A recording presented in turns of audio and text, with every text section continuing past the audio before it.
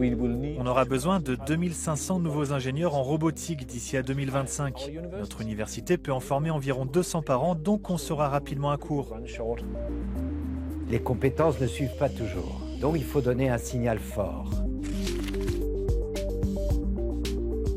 L'Europe est confrontée à un manque croissant de main-d'œuvre qualifiée qui s'accentue avec la transition numérique et verte. Face à ce défi, la Commission européenne a lancé l'année européenne des compétences. Qu'est-ce que cela implique et comment répondre aux besoins du marché du travail? Je suis ici à Odense, au Danemark, pour rencontrer un groupe d'entreprises qui développent la robotique de demain et comprendre quelle est leur stratégie pour former et attirer les talents dont ils ont besoin pour mener à bien leurs projets.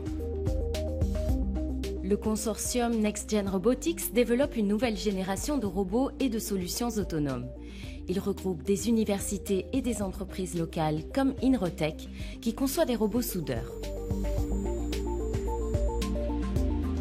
Ici, Philippe, responsable marketing, a appris la modélisation 3D pour capter plus de clients. Il est parfois très difficile de montrer aux clients à quoi ressemble le robot et comment il fonctionne. Il fallait donc acquérir les compétences nécessaires pour réaliser une visualisation de cette grue par exemple, pour montrer comment elle fonctionne et comment le client pourra également la déployer dans sa production. De son côté, Christian a réalisé une nouvelle étape dans sa carrière en suivant une formation pour concevoir un système de gestion de données techniques. Nous avions dans notre système de dessin une tâche vraiment unique que nous devions accomplir et il n'y a pas beaucoup de gens au Danemark qui sont formés à cela. Il est très important que nous disposions de ce système et le fait d'acquérir des compétences supplémentaires dans ce domaine était essentiel pour moi. Face à une concurrence importante dans le secteur, Inrotech mise sur un environnement de travail positif pour attirer et fidéliser les talents. Car pour réaliser son ambition, Next Gen Robotics doit faire face à un défi majeur, explique Casper, coordinateur du consortium. Notre forum stratégique a établi que la main-d'œuvre qualifiée était le défi numéro 1. C'est la raison pour laquelle nous avons identifié 6 manières très différentes de travailler avec la main-d'œuvre qualifiée. Next Gen Robotics investit donc dans la formation et l'amélioration des compétences avec l'aide de fonds européens et souhaite aussi attirer des étudiants et talents de l'étranger comme Reza. Cet ingénieur en robotique iranien a choisi de faire sa thèse ici à Odense. Je le retrouve au port industriel où il travaille sur un prototype de robot pour des grandes structures. L'université possède une section appelée S2 Robotics, qui est très réputée dans le monde entier. Nous allons construire un grand centre ici et nous essayons de faire entrer les technologies d'automatisation et de robotique dans les secteurs du transport maritime, de la construction et de l'énergie. Pour rester compétitif sur le marché international de la robotique en disposant des meilleurs talents et chercheurs, Next Gen Robotics ne mise pas que sur le développement des compétences. Pour attirer les étudiants étrangers diplômés, nous travaillons avec différents modèles et nous nous assurons qu'ils trouveront un emploi par la suite.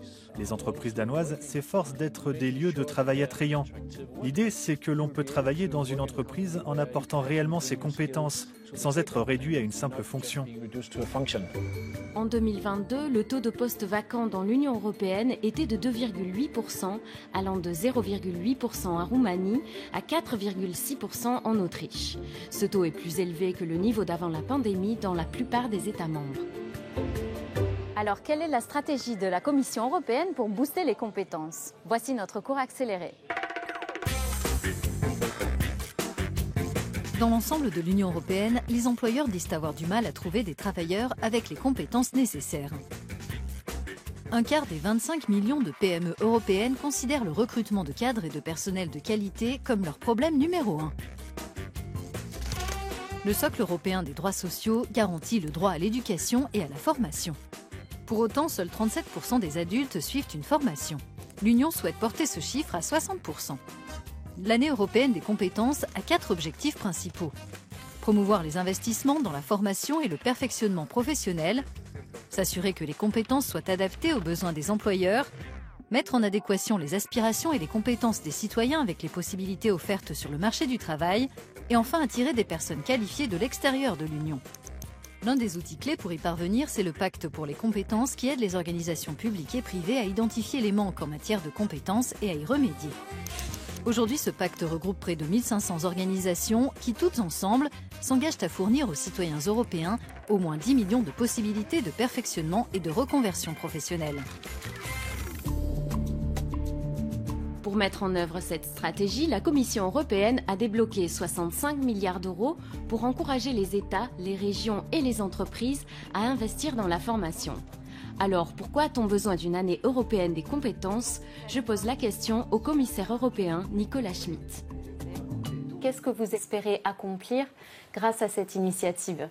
C'est en fait un message fort pour faire face à un défi majeur, parce qu'on parle de millions de gens qui doivent changer parfois de qualification ou simplement améliorer leur qualification. Et donc c'est un rendez-vous important que l'Europe a avec son avenir économique, avec les grandes transformations qui sont en cours, qu'elles soient numériques ou vertes.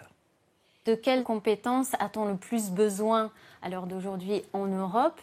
Alors bien sûr, on parle beaucoup de tout ce qui est compétences numériques et on a des centaines de milliers de postes vacants. Mais il y a aussi la construction qui cherche désespérément des gens compétents. Donc il y a plein de métiers qu'il faut bien sûr requalifier parce que les technologies évoluent, changent en fonction du défi climatique. Et là, ce sont plein de métiers, comme on dit, en tension. Et donc, on mise beaucoup sur l'apprentissage parce que la transition de la formation vers les métiers, vers le marché du travail, se passe beaucoup mieux. Est-ce qu'on voit aussi un manque d'emplois de qualité, de bonnes conditions de travail, comme par exemple dans le secteur de la santé?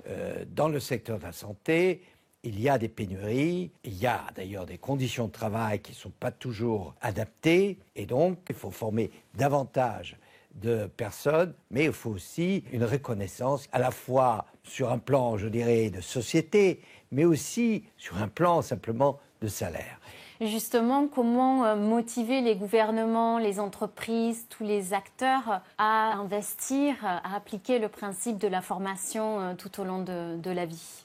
L'année des compétences est une bonne occasion parce qu'on va doubler d'efforts, montrer les bonnes expériences, les bons projets. Il y a un budget européen pour la formation de 65 milliards. Il y a le Fonds social européen, il y a les facilités de reprise et de résilience. C'est beaucoup d'argent, mais il faut investir cet argent de façon ciblée. Nous avons un grand agenda des compétences. Maintenant, il s'agit de mieux le mettre en œuvre et de voir effectivement que les résultats arrivent. Merci. Merci.